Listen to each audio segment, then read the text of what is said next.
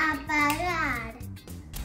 Llenar tu lavarropa hasta arriba para aprovechar el lavado. En casa cerramos las ventanas temprano para que no se nos vaya el calor y ahorremos gas. Acordate de tapar la olla y que el fuego no la sobrepase. Y te doy otro dato más. Cuando te sobra agua que vos serviste, la pones en un termo y la podés volver a usar en un rato. Vení, yo te llevo así no gastamos tanta nafta. Aprovechar la luz de sol. Lava que no te gastes. Revisar que la puerta de tu heladera freezer quede bien cerrada.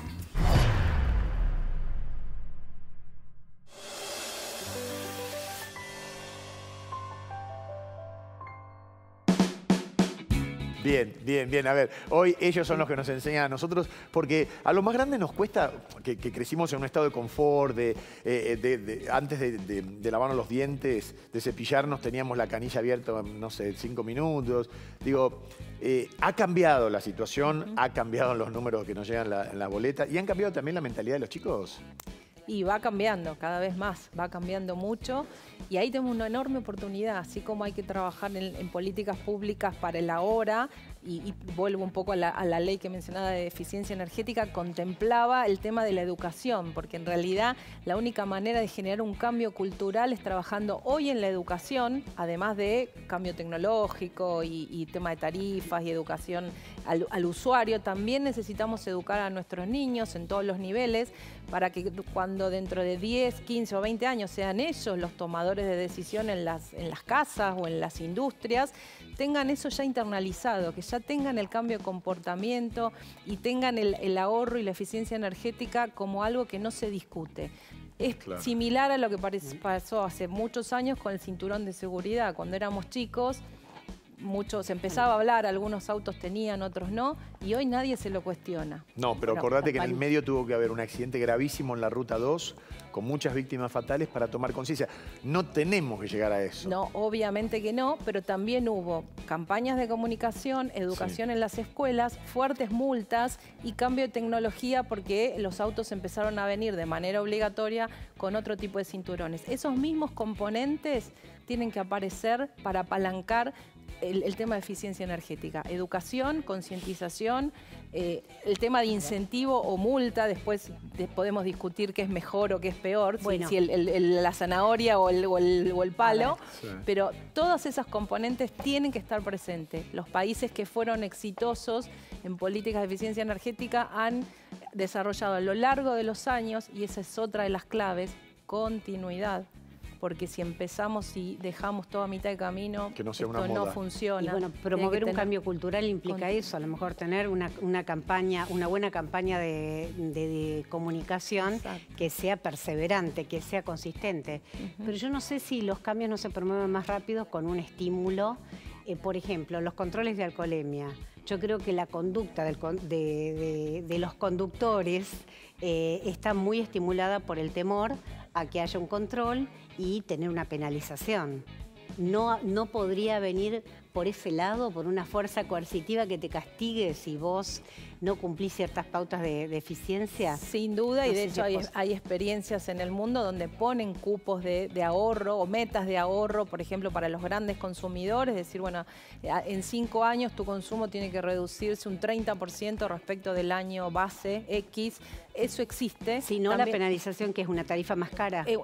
No, a veces hay cumplimiento obligatorio, por supuesto tiene que haber una penalización, porque si no es muy fácil si no se cumple y no pasa nada.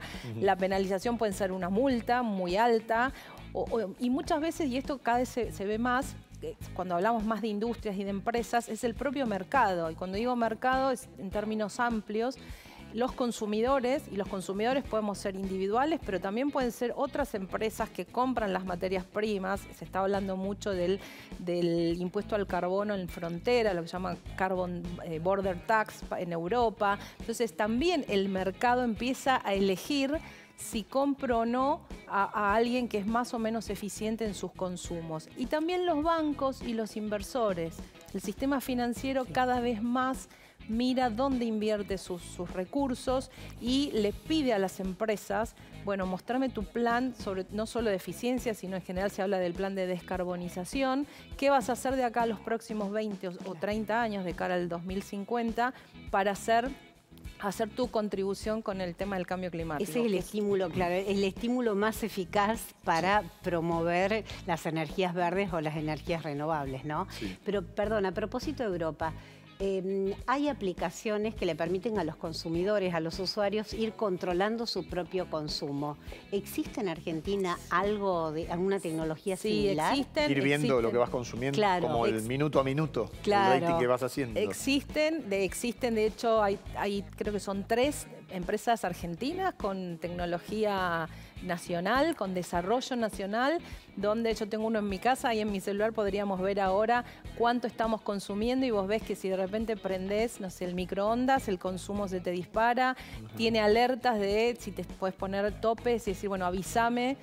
Vos seguís consumiendo, pero la aplicación te avisa cuando pasaste de algún tope prefijado, o cargar tu factura y te anticipa cuánto vas a gastar a fin de mes. Eso existe. También existe, y vuelvo a las industrias, también esas herramientas existen para las empresas, obviamente es otra tecnología un poquito más sofisticada, no es mucho más compleja, donde el director de la empresa o el supervisor de planta o el operario puede estar monitoreando en una computadora o en el celular cuánto consume en ese momento y controlando si el plan que se han planteado se cumple o no se cumple. A ver, vamos a meternos de lleno en eso, porque esto sí tiene que ver con un servicio. Los electrodomésticos que más consumen realmente en casa, los que dejamos enchufados o prendidos sin necesidad. Sí. Así que vamos a eso específicamente. ¿Qué es lo que más consume en casa? Bueno, lo que más consume es todo lo que tiene que ver con la climatización. Aire acondicionado en verano y calefacción eléctrica o a gas en invierno. Aún, perdón, los que son de pie, los que son en pantalla. Más. ¿Más todavía? En realidad, en calefacción lo más eficiente es el split frío-calor, porque la tecnología, sí, no voy a entrar en tecnicismos, pero la tecnología que se llama de bomba de calor hace que el conjunto sea mucho más eficiente.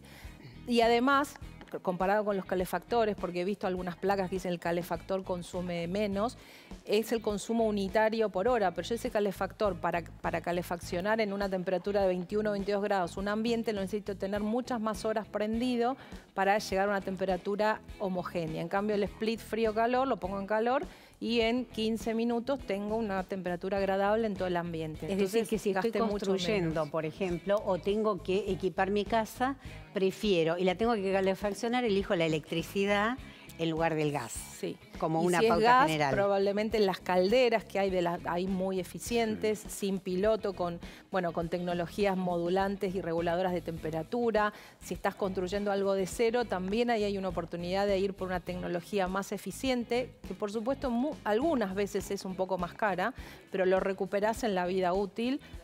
Pensemos que cuando uno construye es para 30, 40 años. Claro, hay muchas casas que tienen gas y calefacción central y aire acondicionado central. Sí. Que mientras estás, que necesitas a lo mejor una parte de la casa y hay otra que al divino botón se está calefaccionando. ¿Eso es caro?